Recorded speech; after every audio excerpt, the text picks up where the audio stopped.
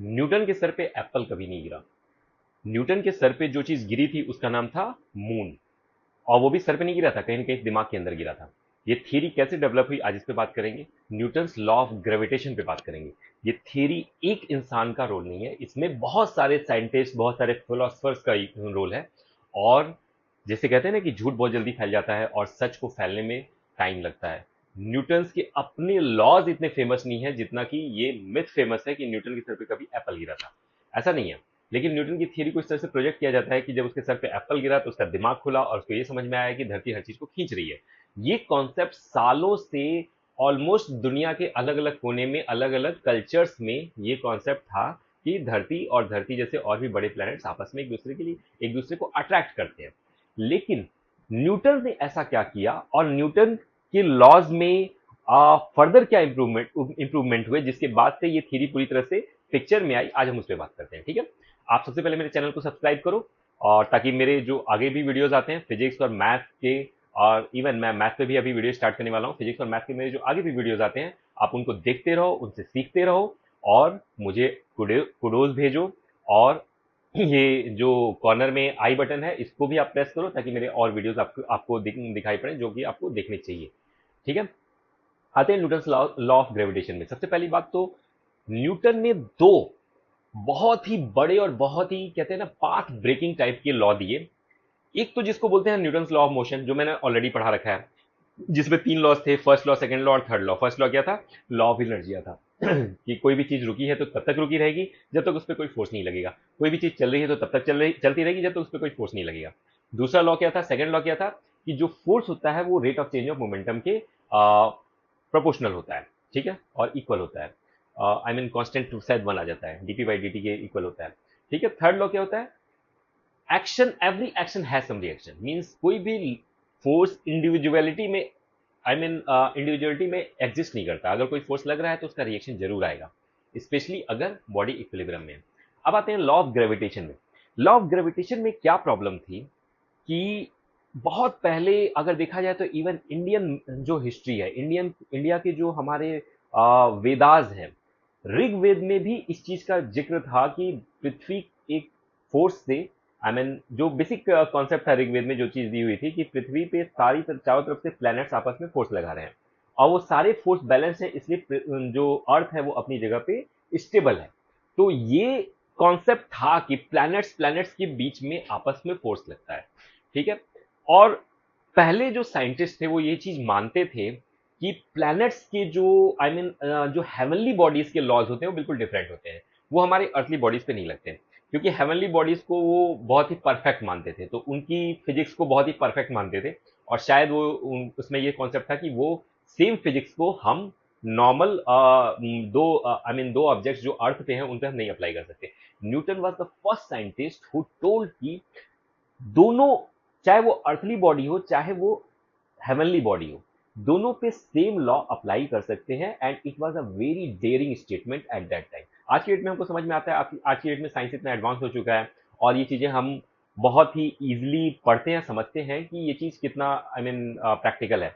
लेकिन उस समय के, अगर आई मीन उसमें देखा जाए, उस समय के कंटेक्स्ट में देखा जाए, तो न्यूटन ने एक बहुत बड़ा दावा किया था उस समय कि हेवनली बॉडी हो या अर्थली बॉडी हो, दोनों पे सेम फोर्स लगते हैं। ठीक है।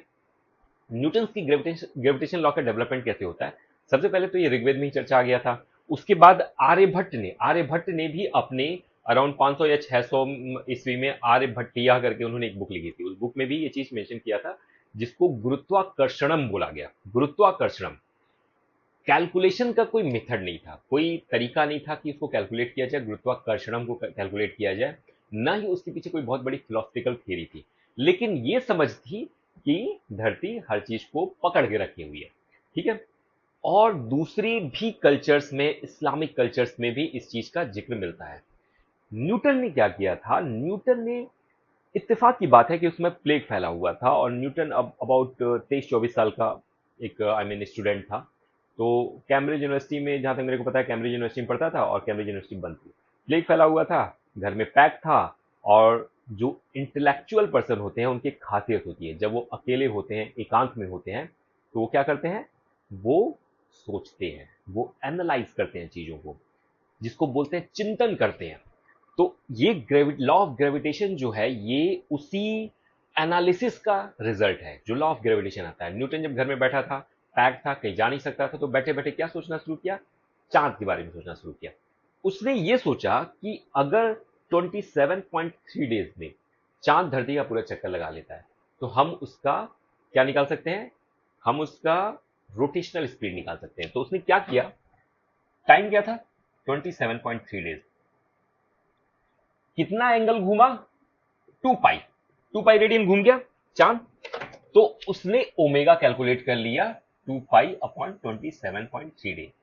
और जब ओमेगा निकल आया तो उसने सेंट्रीपिटल एक्सेलरेशन निकाला। मान लो ये धरती है, इसके चारों तरफ चांद घूम रहा है एक सर्कल में। सर्कल मेरा कभी परफेक्ट नहीं बनता है, उसके लिए आई एम रियली सॉरी। बल्कि सर्कल पहले बना लो और फिर सेंटर में अर्थ को दिखा दो। ये मेरा छोटा सा चांद घूम रहा है, ठीक है। यहां से उसने डिस्टेंस जो होता है अराउंड रेडियस, जो कह लो कि चांद के केस में 3.85 इंटू 10⁵ किलोमीटर का रेडियस बनता था, ठीक है। 3.85 इंटू 10⁵ किलोमीटर का रेडियस बनता था। उसने अल्फा निकाला ओमेगा स्क्वायर इंटू आर करके। ओमेगा स्क्वायर क्या होगा?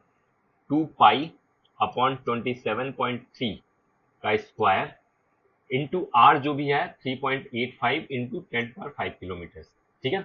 इसको जब आप सॉल्व करोगे तो इसकी वैल्यू अप्रोक्सीमेटली आती है मेरी 0.0027 मीटर पर सेकेंड स्क्वायर। ये मेरा उसने सेंट्रीपिटल एक्सेलरेशन निकाल लिया, ठीक है। सेंट्रीपिटल एक्सेलरेशन निकालने से जो पहले तो सेंट्रीपिटल एक्सेलरेशन ही निकाला। अब क्या था कि जी की वैल्यू जो है, जो ग्रेविटी की वैल्यू है, ये 9.8 मीटर पर सेकेंड स्क्वायर है। ये भी एक बहुत बड़ा मिथ है कि हम लोग कैपिटल जी को पहले कैलकुलेट करते हैं और कैपिटल जी से हम स्मॉल जी यानी कि ग्रेविटेशनल एक्सेलरेशन कैलकुलेट। ऐसा नहीं है। ग्रेविटेशनल एक्सेलरेशन किसी भी लैब में आप एक पार्टिकल को ड्रॉप करके कैलकुलेट कर सकते हो, ठीक है। आपने जीरो स्पीड से किसी चीज को छोड़ा, मान लो एक वैक्यूम ट्यूब क्रिएट किया किसी लैब में, और उसमें किसी भी पार्टिकल को जीरो स्पीड से आपने ड्रॉप किया, तो जैसे ही वो जमीन पर टकराएगा, अगर आपने टाइम नोट कर लिया तो आप एक simple equation v is equal to u plus g t से आप इनफैक्ट v भी नहीं चाहिए, h चाहिए। अगर h हाइट हो, अगर वो ड्रॉप लेता है तो h is equal to u t plus half g t square से आप g की वैल्यू कैलकुलेट कर सकते हो। तो g की वैल्यू 9.8 आया। उसने क्या किया कि अब ये जो g है ये अर्थ पे रखे किसी ऑब्जेक्ट के लिए, ये मून के लिए नहीं है। तो इस g का मैं कह सकता हूं कि g एप्पल कह लेता हूं। g Apple upon g moon उसने कैलकुलेट किया, ठीक है। यानी कि 9.8 upon 0.0027 metre per second square, metre per second square, metre per second square, metre per second, दोनों भाई भाई कट गए। और इसको जब आप कैलकुलेट करोगे तो ये रेशियो लगभग लगभग 3600 के अराउंड आया, ठीक है। तो उसने ये वैल्यू उसने घर पे बैठ के सिर्फ दिमाग खर्च करके कैलकुलेट कर लिया था, ठीक है। अब क्या होता है, जो नेक्स्ट स्टेप होता है, उसी की अपनी थ्योरी थी, force is equal to m a. ये भी न्यूटन की थ्योरी से आता है, force is equal to mass into acceleration. तो एक चीज तो अंडरस्टूड है कि force is already proportional to mass. और मास किस चीज का? एप्पल का। एप्पल का कह लो या किसी भी ऑब्जेक्ट का कह लो। मैंने एप्पल इसलिए लिख दिया क्योंकि न्यूटन के केस में एप्पल ही ज्यादा फेमस है, मतलब एप्पल ही काम करता है, ठीक है। तो force is equal to mass of apple, proportional to mass of apple. और force is proportional to sorry, mass of apple तो हो गया। तो ये कॉन्सेप्ट उसके पास पहले से ही था। अब उसने दूसरा काम क्या किया कि उसने अर्थ की रेडियस, यानी कि अर्थ के सेंटर से अगर एप्पल को देखें तो ये लगभग लगभग रेडियस की डिस्टेंस की जितना जितने पे सिचुएटेड है, तो उसने ये कैलकुलेट किया कि भाई r apple upon r moon calculate करते हैं, ठीक है। R apple upon r moon कितना आया? आर एप्पल की वैल्यू 6400 किलोमीटर हुई और आर मून की वैल्यू कितनी हो गई? 3.85 इंटू 10⁵ किलोमीटर, ठीक है। किलोमीटर किलोमीटर भाई भाई आपस में कट जाएंगे और ये अप्रोक्सीमेटली आता है 1/60, ठीक है। इसको अगर आप कैलकुलेट करोगे अराउंड 1/60 आएगा। तो इससे क्या कंक्लूजन निकला कि इसको अगर मैं रिवर्स कर दूं, यानी कि आर मून को ऊपर कर दूं और आर एप्पल को नीचे कर दूं, और इसको मैं स्क्वायर कर लूं तो ये 3600 आ गया। ये 3600 कहीं और भी देखा था, कहां देखा था, यहां पे देखा था। यानी कि that is equal to g apple upon g moon.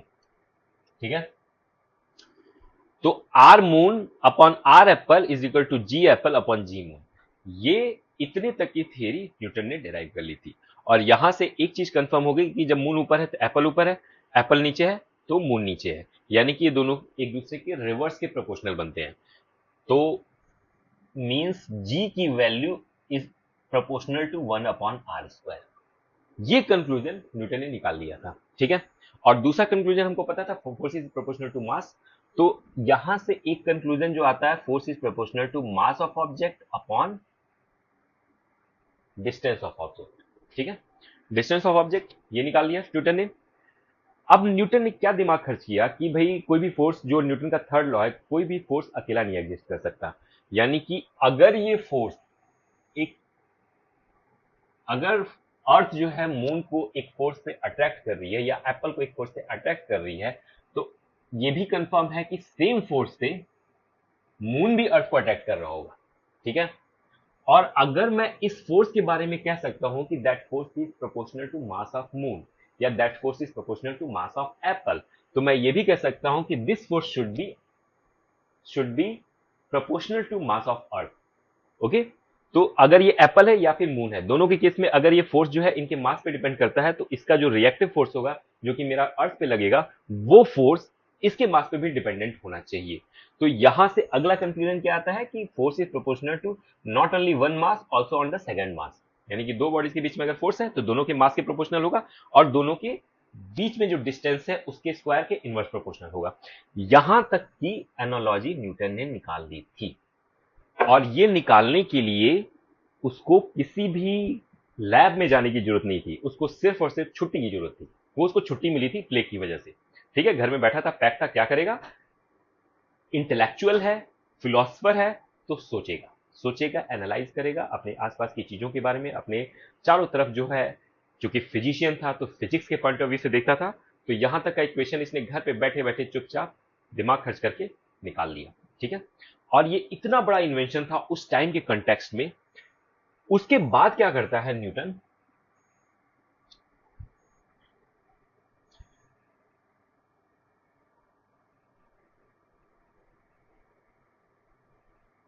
बेटा जहां पे भी आपको नोट करना है आप वीडियो को पॉज करके करके उसको आप अपने अपने हिसाब से नोट कर लेना। ठीक है, जहां पे भी आपको लगता है कि वीडियो को पॉज करना है, वीडियो को पॉज कर लेना।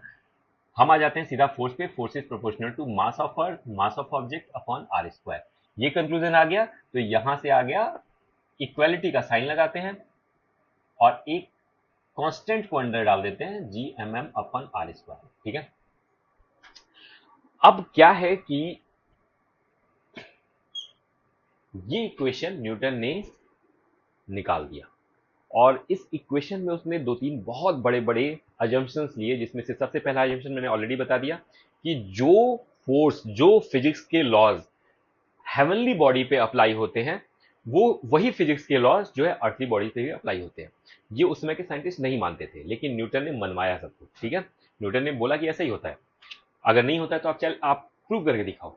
ठीक है, सेकंड थिंग, उसने जो एक बहुत बड़ा जंक्शन लिया था वो ये जंक्शन लिया था कि किसी भी स्फेयर के ऊपर अगर कोई ऑब्जेक्ट रखा है, तो कैलकुलेशन के पॉइंट ऑफ व्यू से मैं इस पूरे स्फेयर का मास इसके सेंटर पे एक पॉइंट मास की तरह अप्लाई कर सकता हूं।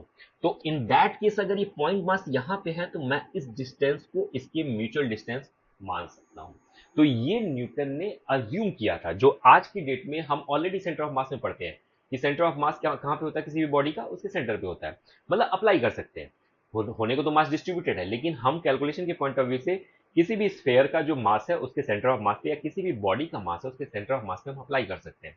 ठीक है, तो वो ये अजम्पशन उस समय उसने ले लिया था, और इस अजम्पशन को प्रूव करने में उसको बहुत टाइम लगा। इस अजम्पशन को मतलब समझाने में, या उस समय के जो भी साइंटिस्ट होते थे उनको इस चीज को एक्सप्लेन करने में न्यूटन को बहुत एफर्ट लगा। लेकिन उसने ये अज्यूम करके इस आर का इस्तेमाल किया, और यहां से कंक्लूजन इसने निकाल दिया। ठीक है, न्यूटन का ये लॉ आने के बाद भी जी की वैल्यू 71 ईयर्स तक किसी ने कैलकुलेट नहीं की। यानी कि ऑब्वियसली न्यूटन के जाने के बाद भी इस जी की वैल्यू कैलकुलेटेड नहीं थी। क्यों नहीं कैलकुलेटेड थी? क्योंकि इस जी को किसी लैब में कैलकुलेट करना था, ठीक है। और ये जी की वैल्यू इतनी स्मॉल आती है, अराउंड 6.67 इंटू 10 पर -11, ठीक है। 6.67 इंटू 10 पर -11 newton metre square upon kg square, ठीक है। ये वैल्यू आती है, इतना स्मॉल वैल्यू है कि इसको किसी भी लैब में कैलकुलेट करना उस समय के कंटेक्स्ट में बहुत ही टफ था, बहुत ही प्रिसीजन इक्विपमेंट चाहिए था। ये जी की वैल्यू इतनी लो आती है कि इसका दो बॉडीज के बीच में जो फोर्स है वो इतना इनसिग्निफिकेंट होता है कि उसको हम उसको कैलकुलेट नहीं कर सकते, उसको कैलकुलेशन मतलब फील करना बहुत मुश्किल है, ठीक है। 71 साल के बाद एक साइंटिस्ट आता है जिसका नाम था केवेंडिश। ये वो साइंटिस्ट था जिसने एक तरह से न्यूटन ने एक पुतला बनाया, उस पुतले में जान डाली, किसने? कैवेंडिश ने, ठीक है। 71 साल के बाद एक लैब में कैवेंडिश ने एक एक्सपेरिमेंट करके, उस एक्सपेरिमेंट का मैं यहाँ पे डिटेल में नहीं बताऊंगा कि कैसे हुआ, वो भी दिया हुआ है, लेकिन पॉइंट ये है कि वो सिलेबस में नहीं है, कंटेक्स्ट में भी नहीं है। पर पॉइंट ये है कि उसने एक एक्सपेरिमेंट करके उसने ये प्रूव किया कि जो जी की वैल्यू आती है वो अराउंड इतना ही आती है। और इस वैल्यू को जब हमने इस इक्वेशन में डाला और स्मॉल जी कैलकुलेट किया, स्मॉल जी क्या होगा? G mass of earth upon radius of earth का स्क्वायर। जब इस जी की वैल्यू डाला तो exactly 9.8 metre per second square आ गया। और इस 9.8 मीटर पर सेकेंड स्क्वायर आने से ये बात भी साथ के साथ प्रूव हो गई कि जो लॉ हेवनली बॉडी पे एप्लीकेबल है वही लॉ हमारे एप्पल पे भी एप्लीकेबल है, यहीं से प्रूव हो जाता है ये, ठीक है। तो न्यूटन ने एक इक्वेशन दिया, इस इक्वेशन में जी की वैल्यू कैवेंडिश कैवेंडिश ने निकाला। सोचो कितना बड़ा इसने एक्सपेरिमेंट किया, कितना बड़ा इसने भी खोज की, लेकिन इसका नाम कहीं पे भी आता नहीं है, किसी बच्चे को नहीं पता, किसी बहुत सारी फैकल्टीज को भी नहीं पता कि कैवेंडिश नाम का भी एक साइंटिस्ट होता था जिसने न्यूटन के पुतले में जान फूकी थी, ठीक है। तो ये यहां से जी की वैल्यू आती है 9.8 मीटर पर सेकेंड स्क्वायर, ठीक है। ग्रेविटेशन एक बड़ा टॉपिक है, ग्रेविटेशन को हम 2-3 पार्ट में पढ़ेंगे और हम इसको ब्रेक करके पढ़ेंगे, ठीक है। आते हैं एक क्वेश्चन सॉल्व कर लेते हैं कि 3 पार्टिकल्स हैं, ठीक है। 3 पार्टिकल्स हैं,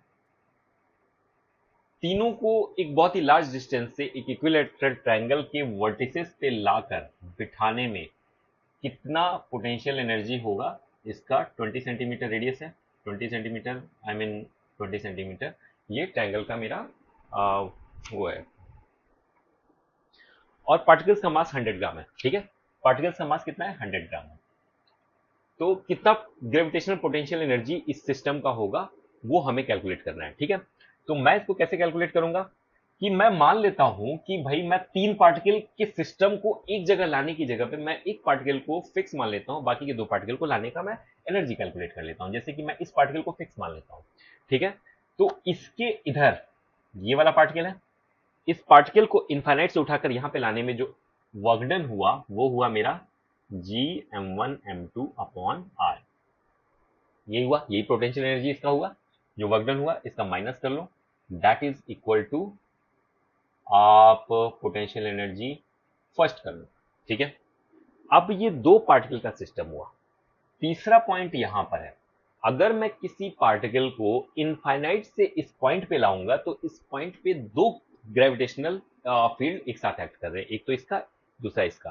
तो इस पार्टिकल को अगर मैं लाऊंगा तो 2 फोर्सेस के अगेंस्ट मुझे वर्क करना पड़ेगा अगर मैं यहां से इनफाइनाइट लेके जाऊंगा। तो देखा जाए तो इस पार्टिकल पे यही value -G m1 m2 upon r एक पार्टिकल की वजह से होगा, और यही value -G m1 m2 upon r दूसरे पार्टिकल की वजह से होगा। यानी कि ये जो सेकंड पार्टिकल मेरा आ रहा है उसमें मेरा डबल पोटेंशियल एनर्जी लग रहा है। तो मैं जब पूरे सिस्टम की बात करूंगा, अब जब ये यहां पे आ गया तो ये पूरा सिस्टम मेरा बन गया। तो टोटल सिस्टम का जो वर्क डन आया वो U1 प्लस U2 आएगा, that is equal to -3G m1 m2 upon r, ठीक है। इसकी वैल्यू कैलकुलेट कर लो, जी की वैल्यू क्या रहेगी? 6.67 इंटू 10 पर -11 इंटू m1 100 ग्राम, m2 100 ग्राम, इनको केजी में कन्वर्ट कर दो, ठीक है।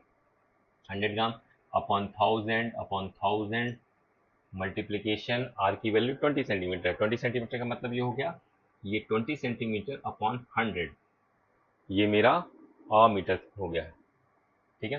तो जब इसको कैलकुलेट करेंगे आप कैलकुलेट कर लेना, 20 से 20, 20 से 20, ये खत्म हो गया, 100 ये हो गया, 100 से 100 खत्म, तो 6.67/20 हो गया, तो ये आएगा अराउंड 3.6, सॉरी 3.33 इंटू 10⁻⁻12, ये मेरा सिस्टम का पोटेंशियल एनर्जी हो गया। ठीक है, समझ में आया कैसे निकाला? मैंने पहले एक पार्टिकल को फिक्स कर दिया, दूसरे पार्टिकल को लाता हूं इस फील्ड में, तो एक जो पोटेंशियल एनर्जी कैलकुलेट होकर आती है वो ये आती है। तीसरे पार्टिकल को लाता हूं तो इसके फील्ड का भी इफेक्ट रहेगा, इसके फील्ड का भी इफेक्ट रहेगा, तो मैं इसके फील्ड की इफेक्ट की वजह से जो मेरा पोटेंशियल एनर्जी आएगा और इसकी वजह से जो मेरा पोटेंशियल एनर्जी, दोनों को मैं सिंपली सम कर दूंगा। दोनों में से एक भी वेक्टर क्वांटिटी नहीं है, स्केलर क्वांटिटी है, तो मैं सिंपली सम कर सकता हूं, तो मैंने दोनों को सम कर दिया। तो टोटल सिस्टम का आप पोटेंशियल एनर्जी अगर हम देखना चाहें तो ये तीनों, ये दोनों का सम U1 और U2 का सम जो हो गया मेरे टोटल सिस्टम। आते हैं ग्रेविटेशनल पोटेंशियल एनर्जी पे। ग्रेविटेशनल पोटेंशियल एनर्जी, ठीक है, ये क्या होती है भाई? किसी भी पार्टिकल को मैं लेता हूं तो ऑब्वियसली अगर ये किसी भी और मास पे एक फोर्स लगाता है तो यानी कि इसके चारों तरफ एक फील्ड जनरेट हो रहा है, उस फील्ड में कोई भी मास आएगा तो उस पर फोर्स एक लगेगा। ठीक है, दैट इज द रूल। तो जहां तक इसका एक इंफ्लुएंस है इस फील्ड का, जहां तक एक इंफ्लुएंस होता है एक पार्टिकल की ग्रेविटेशनल फोर्स का, उसको हम बोलते हैं उसका फील्ड, जिसको हम ग्रेविटेशनल फील्ड बोलते हैं।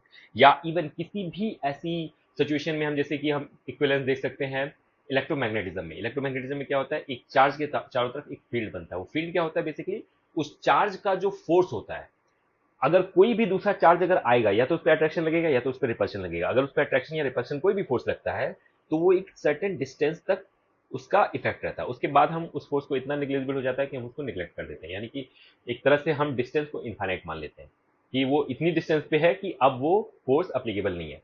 तो उसके चारों तरफ जो फोर्स का एक जोन होता है उसको हम फील्ड बोलते हैं। तो ग्रेविटी के केस में इसको ग्रेविटेशनल फील्ड बोलते हैं, इलेक्ट्रोमैग्नेटिज्म के केस में इसको इलेक्ट्रिक फील्ड बोलते हैं। ठीक है, तो मैं इस मास के केस में अगर एक मास लेता हूं तो इसके चारों तरफ एक फील्ड है जिसमें कोई दूसरा मास आएगा तो उस पर फोर्स लगेगा।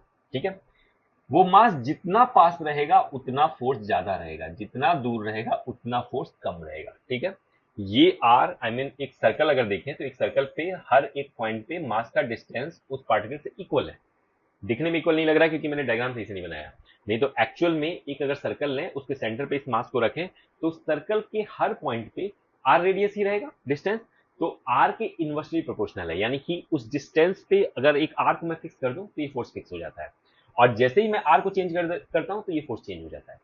जितना मेरा आर बढ़ता जाएगा उतना मेरा फोर्स वीक होता जाएगा। तो हर एक पॉइंट पे देखा जाए तो पार्टिकल में एक फोर्स अप्लाई हो रहा है जिसकी वैल्यू जैसे जैसे डिस्टेंस बढ़ा रहे हैं उसकी वैल्यू कम होती जा रही है। ठीक है, इस फोर्स की वजह से क्या है कि ये मास की एक टेंडेंसी है कि वो जाके टकराएगा। किससे टकराएगा? इस बॉडी से टकराएगा। जैसे अगर मैं इस पार्टिकल की बात करूं तो जैसे ही मैं इसको छोड़ूंगा ये कहां जाएगा? जमीन पे जाके गिरेगा, क्योंकि धरती खींच रही है। इस फ्लोर पे आके गिरेगा, ये फ्लोर भी 12th फ्लोर है। अगर इस इस फ्लोर को अगर मैं हटा दूं, किसी तरह से फ्लोरिंग हटा दूं, तो ये इसके नेक्स्ट फ्लोर पे जाएगा, उसके नेक्स्ट फ्लोर पे जाएगा। यानी कि जैसे ही मैं इसको छोड़ता हूं, इसको एक फ्रीडम देता हूं, आजादी देता हूं, तो ये ग्रेविटेशनल फोर्स की वजह से नीचे जा रहा है। तो देखा जाए तो इसमें एक इनहेरेंट एनर्जी है, वो एनर्जी मैं दे नहीं रहा हूं, सिर्फ इसको फ्री कर रहा हूं, और फ्री करने की वजह से इसका मूवमेंट स्टार्ट हो जाता है। वो एनर्जी क्यों है? क्योंकि ये एक फील्ड में है जिसको हम ग्रेविटेशनल फील्ड बोलते हैं, जो अर्थ के ग्रेविटेशनल फील्ड में है। इसकी वजह से इसमें एक स्टोर्ड एनर्जी है, उस स्टोर्ड एनर्जी को हम ग्रेविटेशनल पोटेंशियल एनर्जी बोलते हैं। ठीक है, इस पे मैंने कोई वर्क नहीं किया फिलहाल, किया है वो हम दिखाएंगे कैसे किया है, लेकिन फिलहाल के लिए मैंने इसको सिर्फ पकड़ रखा है। तो मैंने बेसिकली एक फोर्स के अगेंस्ट इसको होल्ड करके रखा हुआ है। तो इसके अंदर एक स्टोर्ड एनर्जी है, जैसे ही मैं इस हाथ को हटाऊंगा, इसका सपोर्ट हटाऊंगा, उस एनर्जी की वजह से ये खींचा चला जाएगा। ठीक है, उस एनर्जी को, उस स्टोर्ड एनर्जी को बोलते हैं ग्रेविटेशनल पोटेंशियल एनर्जी। अगर मैं इस बॉडी की बात करूं,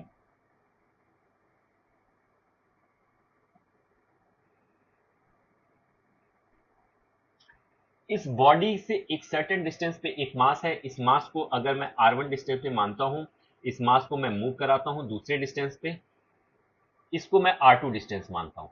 ठीक है, इसको मैं r1 डिस्टेंस मानता हूं। तो R1 से लेकर R2 डिस्टेंस के बीच में जो इसका मूवमेंट हुआ, इसमें जो मैंने वर्क डन किया वो वर्क डन डिसाइड करेगा कि इसमें ग्रेविटेशनल पोटेंशियल एनर्जी कितनी से हुई। ठीक है, मैं उसको कैलकुलेट करता हूं। इसके लिए क्या करूंगा, मैं R डिस्टेंस पे एक dr डिस्टेंस ले लेता हूं। क्योंकि हर पॉइंट पे फोर्स डिफरेंट है, इसलिए मुझे इसमें इंटीग्रेशन लगाना पड़ेगा। देखो बच्चों, अगर आपने इंटीग्रेशन में आप जरा सा भी वीक हो तो मेरा इंटीग्रेशन का वीडियो ऑलरेडी आ चुका है, आप उसको जरूर से रेफर करो। पूरी मैकेनिक्स जो सबसे टफ मानी जाती है, जो फिजिक्स का सबसे टफ पार्ट होता है, इसमें जो एक क्लच है वो ये है कि यूजली मैकेनिक्स क्या होता है, 11th क्लास में पढ़ाई जाती है, और मैकेनिक्स में डिफरेंशिएशन और इंटीग्रेशन का बहुत ज्यादा इस्तेमाल होता है। अनफॉर्चुनेटली डिफरेंशिएशन और इंटीग्रेशन जो है वो 12th क्लास के सिलेबस में आता है, कैलकुलस पूरा 12th क्लास के सिलेबस में आता है। तो इन जनरल बच्चों का क्या होता है कि वो उनका कैलकुलस पे कमांड ही नहीं होता है, डिफरेंशिएशन इंटीग्रेशन पे कमांड नहीं होता है, और वो मैकेनिक्स पढ़ रहे होते हैं और मैकेनिक्स में उसको बार बार अप्लाई करना पड़ता है। तो ये एक डिस्क्रिपेंसी आ जाती है जिसकी वजह से ना मैकेनिक्स बच्चों को टफ लगता है। जहां इंटीग्रेशन आ गया, जहां डिफरेंशिएशन आ गया, वहां से टफनेस शुरू हो जाती है। मैंने ऐसे बहुत सारे बच्चों को देखा है जो रोटेशनल पूरा छोड़ देते हैं। रोटेशनल क्यों छोड़ देते हैं? सेंटर ऑफ मास पूरा इंटीग्रेशन, मोमेंट ऑफ इनर्शिया पूरा इंटीग्रेशन, ग्रेविटेशनल फील्ड में आ रहे हैं, पोटेंशियल एनर्जी निकालेंगे, सब इंटीग्रेशन से निकालेंगे, इंटीग्रेशन के हाथ ही नहीं सेट है, इंटीग्रेशन 12th में जाके हाथ सेट होगा। तो ये थोड़ा सा क्लच है।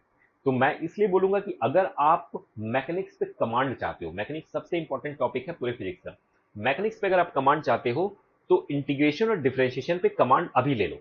12th क्लास का वेट मत करो, 11th क्लास में ही आप इस चीज को पढ़कर किनारे करो। ठीक है, इसके क्वेश्चन सॉल्व करके इसको फिंगर टिप पर लेकर आओ, और जैसे ही फिजिक्स में मौका मिलता है इसको बार बार अप्लाई करो। ठीक है, मैं साइड में आप देख रहे होगे वीडियो का जो मेरा आइकन आ रहा है, इस वीडियो को आप जरूर से देखो इंटीग्रेशन और डिफरेंशिएशन को समझने के लिए। ठीक है, तो हम आते हैं इंटीग्रेशन करेंगे। क्योंकि ये फोर्स हर पॉइंट पे वेरी कर रहा है, तो मैं मान लेता हूं कि आर डिस्टेंस पे एक पार्टिकुलर फोर्स लग रहा है जिसको मैं एफ आर बोलूंगा। ठीक है, इस फोर्स का, इस फोर्स से ये अट्रैक्टिव फोर्स है, इस फोर्स के अगेंस्ट अगर मैं डी आर डिस्टेंस मूव करता हूं, डी आर डिस्टेंस अगर मैं पार्टिकल को लेके जाता हूं, तो मैं ये मान सकता हूं कि डी आर की वैल्यू इतनी छोटी है कि ये एफ आर इस डी आर की लेंथ में कांस्टेंट मान सकता हूं। ठीक है, इस पूरे जोन में नहीं मान सकता हूं, पर डी आर की लेंथ इतनी छोटी है कि मैं इस एफ आर को कांस्टेंट मान सकता हूं। एफ आर की वैल्यू क्या आएगी? कुछ नहीं आएगी, वही आएगी g m one m two upon r square. ठीक है, वर्क डन क्या हुआ? माइनस, अगर मैं देखा जाए तो इसको मैं कह सकता हूं कि एफ डॉट डी आर, या F into d r into cos theta. ठीक है, एफ किधर है? इधर। डी आर किधर है? इधर। थीटा कितना हुआ? 180 डिग्री।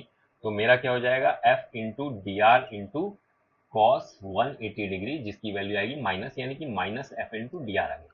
ठीक है, ये डी डब्ल्यू है, minus f into d r. अगर मैं पोटेंशियल एनर्जी की बात करूं, d u, that is equal to minus d W.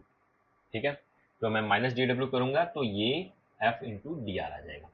यानी कि जो वर्क डन हुआ बेसिकली हम अवे लेके जा रहे हैं, तो उस वर्क डन का निगेटिव जो हुआ उसका पोटेंशियल एनर्जी हुआ। ठीक है, एफ इंटू डी आर हो गया। मैं इसको कह सकता हूं, एफ इंटू डी आर को मैं जब इंटीग्रेट करूंगा तो g m one m two upon r square d r, कहां से कहां तक?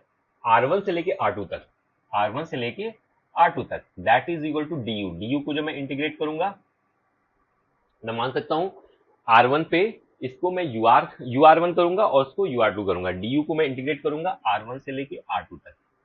ठीक है, ऊपर का डिलीट कर देते हैं, आ जाए ऊपर। ये हो गया मेरा u r two minus u r one. R two कौन सा? दूर वाला डिस्टेंस। आर वन कौन सा? नजदीक वाला distance. U r two minus u r one, यानी कि आर टू डिस्टेंस पे जो मेरा पोटेंशियल एनर्जी है और जो आर वन डिस्टेंस पे जो मेरा पोटेंशियल एनर्जी है, उन दोनों का जो डिफरेंस आएगा वो यहाँ इंटीग्रेशन से आ जाएगा। यानी कि g m one m two, one upon r square d r को इंटीग्रेट करेंगे तो कितना आएगा? नहीं पता है तो मेरी वीडियो देखो, अगर पता है तो तुरंत बताओ। आएगा कितना? Minus one upon r. कहां से कहां तक? आर वन से लेके आर टू तक। ठीक है, तो ये g m one m two one upon r one minus one upon r two आया, one upon r one minus one upon r two आया, u r two minus u r one. ठीक है, हम लोग क्या एज्यूम करते हैं कि आर टू को मैं इनफाइनाइट मान लेता हूं, और ये एक एजम्पशन है कि इनफाइनाइट डिस्टेंस पे पोटेंशियल एनर्जी मेरी जीरो है, क्योंकि वहां पे लगभग कोई फोर्स लग ही नहीं रहा है। तो मैं आर टू डिस्टेंस पे इसका पोटेंशियल एनर्जी को मैं जीरो मान लूंगा। u infinite minus u r1 की वैल्यू आ जाएगी g m1 m2 1 upon r1 minus 1 upon r2 को मैंने इनफाइनाइट कर दिया, तो 1 अपॉन इनफाइनाइट क्या हो जाएगा, जीरो हो जाएगा। और u इनफाइनाइट की वैल्यू जीरो है, तो माइनस u r1 की वैल्यू आएगी g m1 m2 upon r1। ठीक है, तो u r1 की वैल्यू आ जाएगी minus g m1 m2 upon r1। ठीक है, तो ये फॉर्मूला डिराइव हो गया। r1 डिस्टेंस पे मेरी पोटेंशियल एनर्जी कितनी है, माइनस जी m1 m2 अपॉन r1। ये मेरा ग्रेविटेशनल पोटेंशियल एनर्जी का कॉन्सेप्ट हुआ। कहने का मतलब क्या है कि किसी भी पार्टिकल को अगर मैं इस पॉइंट से इनफाइनाइट तक लेके जाऊंगा, तो जो एनर्जी इसमें लग, जो मैं वर्क डन करूंगा, that is the potential energy of this point. ठीक है, और वो पोटेंशियल एनर्जी कितनी आती है, gm1m2 अपॉन r1। इनफाइनाइट तक ले जाने का कॉन्सेप्ट क्या है कि इनफाइनाइट पे मैं पोटेंशियल एनर्जी को जीरो मानता हूं। तो इसमें जो बेसिक कॉन्सेप्ट है, अगर मैं किसी पॉइंट का पोटेंशियल एनर्जी अगर मैं डिफाइन करना चाहूं, तो मैं ये बोल सकता हूं कि किसी पार्टिकल के ग्रेविटेशनल फील्ड में एक पॉइंट से पार्टिकल को इनफाइनाइट तक ले जाने में जो वर्क डन होता है, वो उस पॉइंट का ग्रेविटेशनल पोटेंशियल एनर्जी होता है, उसका निगेटिव। ठीक है, ग्रेविटेशनल पोटेंशियल एनर्जी निकल गया। ग्रेविटेशनल पोटेंशियल क्या होता है, पोटेंशियल का क्या मतलब होता है, अगर मैं ये बोलूं कि आपके अंदर पोटेंशियल है आईआईटी निकालने का, आईआईटी निकालने वाला पोटेंशियल आपके अंदर है या आपके अंदर नहीं है, अगर मैं ये बोलता हूं तो इसका मतलब क्या होता है कि आपके अंदर काबिलियत है आईआईटी निकालने का या नहीं निकालने का। तो एक तरह से अगर पोटेंशियल जहां पे भी वर्ड आता है, उसका मतलब ये होता है कि आपके अंदर आई मीन आपके अंदर जो एफिशिएंसी है, उसको हम पोटेंशियल के टर्म में बोल सकते हैं। तो जो पोटेंशियल एनर्जी था वो एक स्टोर्ड एनर्जी था। ग्रेविटेशनल पोटेंशियल का मतलब ये होता है कि भाई मैंने एक पार्टिकल पकड़ा, इसके चारों तरफ अलग अलग डिस्टेंस पे अगर मैं एक मास लाता हूं, तो उस मास के प्रोपोर्शन में मैं ग्रेविटेशनल पोटेंशियल एनर्जी निकाल सकता हूं। लेकिन अगर उस मास का क्या ही रोल है, उस मास को मैं खत्म कर देता हूं, यूनिट मास कर देता हूं, तो मैं पर यूनिट मास के लिए अगर मैं एनर्जी को कैलकुलेट करूं, तो वो ग्रेविटेशनल पोटेंशियल एनर्जी की जगह पे ग्रेविटेशनल पोटेंशियल बोला जाएगा। ठीक है, यानी कि पर यूनिट मास को यहां से इनफाइनाइट तक ले जाने में जो मेरा वर्क डन होगा, उसका निगेटिव इसका यहां का ग्रेविटेशनल पोटेंशियल हुआ। यानी कि कहने का मतलब क्या है कि ग्रेविटेशनल पोटेंशियल को अगर मैं v से दिखाऊं, तो इसकी value simply u upon mass हो गया। मास कौन सा, इसका मास नहीं, इसका मास, जो दूसरा वाला पार्टिकल है ना, उसका मास। तो u हमारा क्या आया था, g m1 m2 upon r square आया था, सॉरी r स्क्वायर नहीं था, r था, r आया था सिंगल पार्टिकल के केस में। तो इससे सिर्फ और सिर्फ m2 से डिवाइड कर दूंगा, तो ये खत्म हो जाएगा, तो मेरा आएगा g m1 upon r minus sign के साथ। ये मेरा m1 का m1 मास का पोटेंशियल है r1 डिस्टेंस पे। r1 चेंज करते जाओ, अलग अलग पॉइंट का पोटेंशियल आता जाएगा। ठीक है, ये per unit mass stored energy है, जिसको हम gravitational potential energy per unit mass कह सकते हैं, दैट इज ग्रेविटेशनल पोटेंशियल। तो हमने पढ़ा ग्रेविटेशनल पोटेंशियल एनर्जी, एक बदमाश सा पार्टिकल मास m या m1 कह लो। ठीक है, इसके चारों तरफ फील्ड पढ़ा हमने, इस फील्ड में मैं किसी भी पॉइंट पे ग्रेविटेशनल पोटेंशियल एनर्जी पढ़ा, जिसकी वैल्यू आती है माइनस जी m m1 m2 upon r आती है। ठीक है, फोर्स पढ़ा, फोर्स कितना आता है, जी m1 m2 upon r square आता है। ठीक है, ग्रेविटेशनल पोटेंशियल पढ़ा, पोटेंशियल क्या होता है भाई,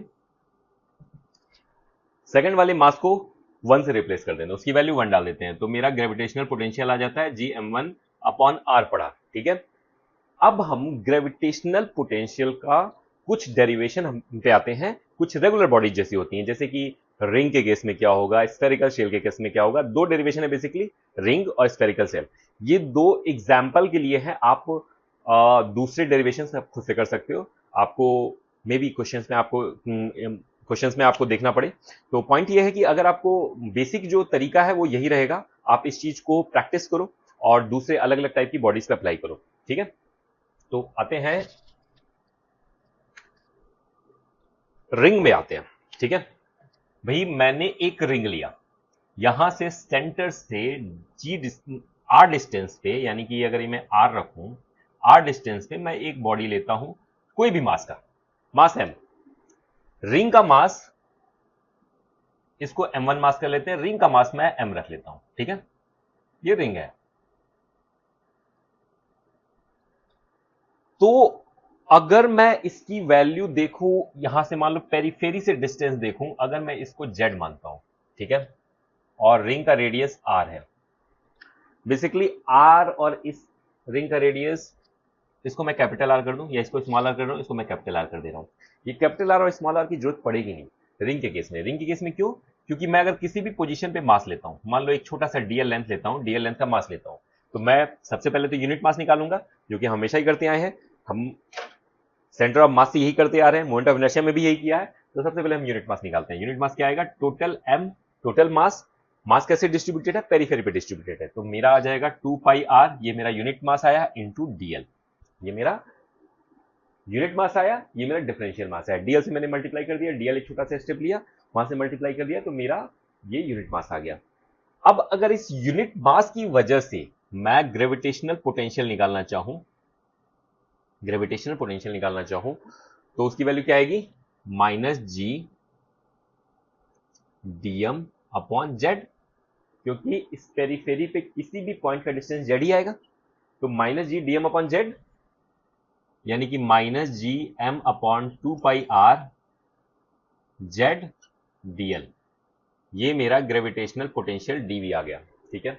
इसको जब मैं इंटीग्रेट करता हूं, तो ये मेरा इंटीग्रेशन डीवी टोटल रिंग का आएगा, और जब मैं इंटीग्रेट करूंगा तो ये मेरे सारे कांस्टेंट्स हैं, इवन जेड भी कांस्टेंट है। जेड भी मेरा देखा जाए तो किसी भी पार्ट ऑफ रिंग के लिए जेड मेरा सेम ही रहने वाला है, तो भी निकल जाएगा। डीएल को मैं इंटीग्रेट कर दूंगा तो मेरा 2 पाई आर आ जाएगा। डीएल को मैं पूरे सर्कल का, अगर सर्कल के केस में मैं इंटीग्रेट करूंगा, तो यानी एक तरह से पूरे सर्कल का मैं लेंथ निकाल रहा हूं। तो डीएल की वैल्यू जो वेरी करेगी, अगर मैं उसको इंटीग्रेट करूंगा, तो वो मेरा 2 पाई आर के इक्वलेंट आएगा, 2 पाई कैपिटल आर के इक्वलेंट आएगा। 2 पाई आर कैंसिल हो जाएगा, माइनस जीएम अपॉन जेड आ जाएगा। ये मेरा रिंग के केस में ये मेरा ग्रेविटेशनल पोटेंशियल है।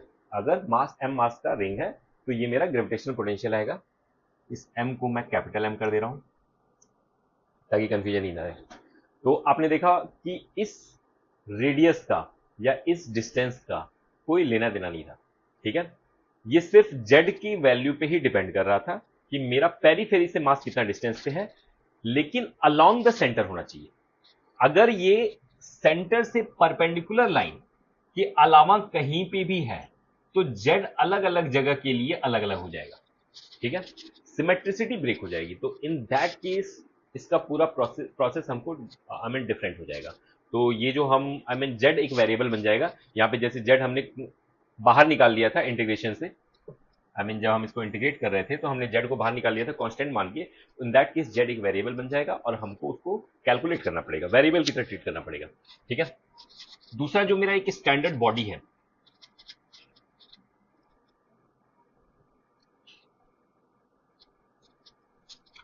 Thin spherical shell, thin spherical shell, ठीक है। मैंने स्फेरिकल शेल लिया, मैंने सेंटर से यहां पे थीटा एंगल पे, मान लो कि यहां से एक मास मेरा यहां पे रखा हुआ है। मैं यूनिट मास की बात करता हूं, जब भी मैं पोटेंशियल की बात करता हूं, तो मैं बाहर वाले मास को यूनिट मास मानता हूं। तो मैं उसकी मास की वैल्यू दे दूं, स्मॉल m रख लो, इस टोटल सेल का मास कैपिटल M रख लो, इसका रेडियस r रख लो या a रख लो, a रख लो। थीटा डिस्टेंस पे, थीटा एंगल पे मैं एक शेल कट करता हूं, एक रिंग कट करता हूं, ठीक है। ये हल्का सा डीएल लेंथ से ये मेरा एक डिफरेंशियल लेंथ लेता हूं पेरीफेरी पे डीएल, उस डीएल से इसका एक एरिया निकलेगा, जिस एरिया से हम इसका डिफरेंशियल मास निकालेंगे। तो ये ए है, ये थीटा है, तो इसकी वैल्यू क्या आएगी? ए साइन थीटा, यहां से यहां तक क्या होगा? ए कॉस थीटा। मैं टोटल डिस्टेंस को आर मान लेता हूं, ठीक है, मैं इसको जेड मान लेता हूं, ठीक है। अब देखो यहां पे क्या है कि ये जेड की वैल्यू वेरी करेगी। अगर मैं सरफेस पे इस पॉइंट पे जाऊंगा, इस पॉइंट पे जाऊंगा, इस पॉइंट पे जाऊंगा, तो मेरी जेड की वैल्यू वेरी करेगी। तो यहां पे जो मेरा रिंग के केस में जेड था वो सेम जेड पे डिपेंडेंट नहीं होगा, ये मेरा दूसरे फैक्टर्स पे डिपेंडेंट होगा। कैसे निकालेंगे? बिल्कुल रिंग का केस हम लेते हैं। रिंग के केस में हम फिर क्या करते हैं? सबसे पहला स्टेप हमारा क्या होता है? डिफरेंशियल मास निकालना। यूनिट मास, उसका डिफरेंशियल मास। यूनिट मास निकालने के लिए हम क्या करेंगे? टोटल मास कैसे डिस्ट्रीब्यूटेड है। थिन स्फेरिकल शेल है यानी कि सरफेस एरिया पे डिस्ट्रीब्यूटेड है, ठीक है। अगर ये सॉलिड होता तो सॉलिड स्फेयर होता तो इसके वॉल्यूम में डिस्ट्रीब्यूटेड होता, क्योंकि स्फेरिकल शेल है, शेल मींस अंदर से हॉलो स्फेयर है, तो इन दैट केस ये इसके सरफेस एरिया पे डिस्ट्रीब्यूटेड है। सरफेस एरिया क्या आता है मेरा? 4πa²। ये मेरा यूनिट मास हो गया। इनटू इस रिंग का पेरिफेरी अगर हम निकालना चाहें तो वो आएगा 2πa sin थीटा, और इनटू डीएल, डीएल से मल्टीप्लाई कर देंगे तो ये मेरा एरिया आ गया इस रिंग का, जिसको मैं unit area I mean mass per unit area से मल्टीप्लाई करूंगा तो मेरा डिफरेंशियल मास आ जाएगा, ठीक है। तो इसकी वैल्यू देखें तो क्या आएगा? ये डीएल है, थीटा पे डी थीटा एंगल वेरी करेगा डीएल की वजह से, तो मैं डीएल को लिख सकता हूं A D theta, mass upon 4πa², 2πa sine theta, DL को क्या लिखूंगा? ए डी थीटा, ठीक है। 2π पाई, यहां पे 2 आ गया, a² गया, तो मेरा बच गया m/2 sine theta D theta, ठीक है। ये मेरा डिफरेंशियल मास आ गया। इंक जा रही है, हो सकता है कि मुझे पेन चेंज करना पड़े बीच में। डीएम की value m/2 sine theta D theta आ गई। रिंग के केस में ग्रेविटेशनल पोटेंशियल जो मेरा आता है हम उसको क्या लिखते हैं? G M upon r, minus r नहीं होता है, क्या होता है? जेड होता है, ठीक है। तो रिंग के केस में मेरा ये वैल्यू आती है, मैं ये लिख सकता हूं कि -g, मास की जगह पे डिफरेंशियल मास आ गया, तो मैं m/2 sine theta D theta upon m/2 था, 2 है, और ये z, ये मैं लिख सकता हूं g dm m/2 sine theta D theta m/2 sine theta D theta g M upon z. ये मेरा आ गया differential potential on this point because of this ring, ठीक है। अब हम आते हैं जेड को डिराइव करते हैं। इसमें जो एक क्रिटिकल पॉइंट है कि वेरिएबल, जैसे मैंने डी थीटा लिया, तो आप डी थीटा में जब इंटीग्रेशन में जाओगे तो ये चीजें कॉम्प्लिकेट हो जाएंगी। बेटर ये है जो इसमें आई मीन इजी वे है कि इसमें अगर थीटा वेरी करेगा तो थीटा के साथ जेड भी वेरी करेगा, तो हम जेड को क्यों ना हम वेरिएबल बना लें। जेड को वेरिएबल बनाने के लिए हमको क्या करना पड़ेगा? जेड की वैल्यू निकालनी पड़ेगी। जेड की वैल्यू क्या होगी भाई? ये मेरा ए साइन थीटा है और ये मेरा ए कॉस थीटा है, तो बच गया मेरा r minus a cos theta बच गया, r minus a cos theta बच गया। तो जेड की वैल्यू जेड स्क्वायर कितना हो जाएगा मेरा? ए साइन थीटा का square plus r minus a cos theta का स्क्वायर, ठीक है। तो मैं इसको एक्सपेंड करता हूं, a square sine square theta plus r square plus a square cos square theta minus 2ar cos theta, ठीक है। A square sine square theta, a square cos square theta, a square को मैं common निकाल लूंगा, अंदर आएगा sine square theta plus cos square theta. Sign square theta plus cos square theta क्या है?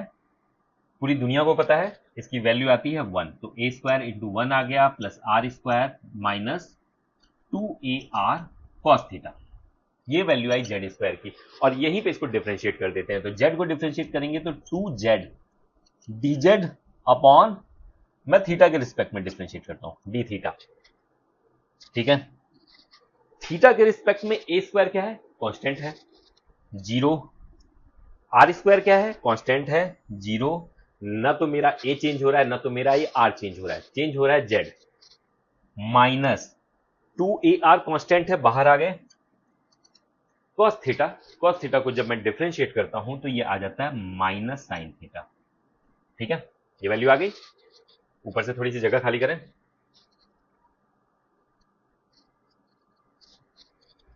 यानी कि 2z dz D theta, 2z dz D theta को मैं इधर लेके आता हूं, माइनस माइनस प्लस हो जाएगा, 2ar sign theta D theta, ठीक है। 2 से 2 कैंसिल और साइन थीटा डी थीटा की वैल्यू आती है Z D Z upon A are. इस वैल्यू को हम पुट करेंगे इसमें, ये आई मीन फिनिश हो गया था मेरा मार्कर। तो हम कहां पे थे, टू जेड डी जेड, जो मैं Z D Z upon A are की वैल्यू आती है वो साइन थीटा डी थीटा के बराबर आती है। तो मैं इस इक्वेशन में इस चीज को रिप्लेस करता हूं, तो मेरा अब क्या आ जाएगा, डीवी की value minus G M upon two Z, और साइन थीटा डी थीटा की वैल्यू मैं लिख दूंगा Z D Z upon A R. Z से Z cancel, minus G M upon two ए आर डी जेड। ठीक है, तो जैसे ही मैं डीवी को इंटीग्रेट करता हूं, अब जब मैं डीवी को इंटीग्रेट करूंगा तो इसके दो पार्ट आते हैं। सबसे पहले तो डीजेड की लिमिट क्या होनी चाहिए। डीजेड की लिमिट जो है, दो केसेस बनते हैं यहां पे।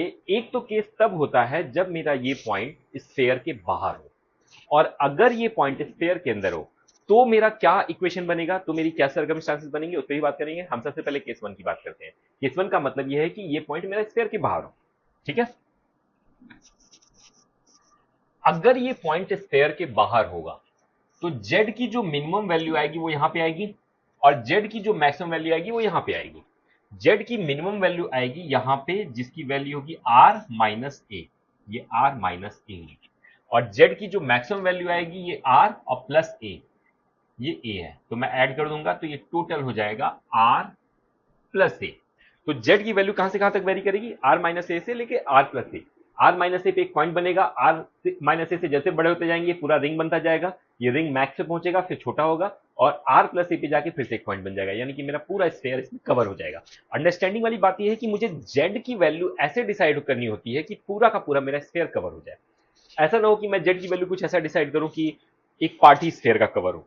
तो जेड की जो लिमिट्स होती हैं, इसका डिसीजन ऐसे करना होता है कि पूरा मास मेरा कवर होना चाहिए। ठीक है, तो मैं अब इसको अगर मैं इंटीग्रेट करता हूं टू ए आर, ये आर माइनस ए से लेके आर प्लस ए, जेड की वैल्यू आर माइनस ए से लेके आर प्लस ए, तो इसकी वैल्यू अगर मैं लिखूंगा minus G M upon two A r, r plus a minus r plus a, minus r plus a, r r cancel, तो ये मेरा आ जाएगा माइनस जी एम टू ए आर। तो इसकी वैल्यू आती है मेरी minus G M upon two ए आर, यहां पे आ जाएगी टू ए, टू ए से two a cancel, means minus G M upon r. ठीक है, ये वैल्यू कब आती है, ये वैल्यू मेरा case one, case one, case one कब है, जब मेरा पॉइंट बाहर है। तो पॉइंट अगर बाहर है तो देखा जाए तो स्फेरिकल शेल के रेडियस पे डिपेंडेंट ही नहीं है, ये उसके सेंटर से कितने डिस्टेंस पे पॉइंट है इस बात पे डिपेंड करेगा, माइनस जीएम अपॉन आर। यानी कि अगर मैं इस चीज को कंक्लूड करूं तो मैं ऐसे समझ सकता हूं कि ये पूरे मास को मैं एक सेंटर पे पॉइंट मास की तरह कंसिडर कर लूं, और उसकी वजह से जो मेरा पोटेंशियल आएगा वही वैल्यू आएगी माइनस जीएम अपॉन आर। अगर मैं इसको यहां पे मास एम मास रख दूं तो उसका पोटेंशियल वहां पे क्या बनेगा, माइनस जीएम अपॉन आर। तो पूरे स्फेरिकल शेल के मास को अगर मैं यहां सेंटर पे प्लेस कर दूं, सेंटर ऑफ मास पे पूरे स्फेरिकल शेल के मास को अगर मैं प्लेस कर दूं, तो जो मेरा पोटेंशियल आएगा माइनस जीएम अपॉन आर बिल्कुल उतना ही आएगा केस वन में। ठीक है, मुद्दा यह है कि केस टू में क्या होने वाला है। केस टू में क्या होगा,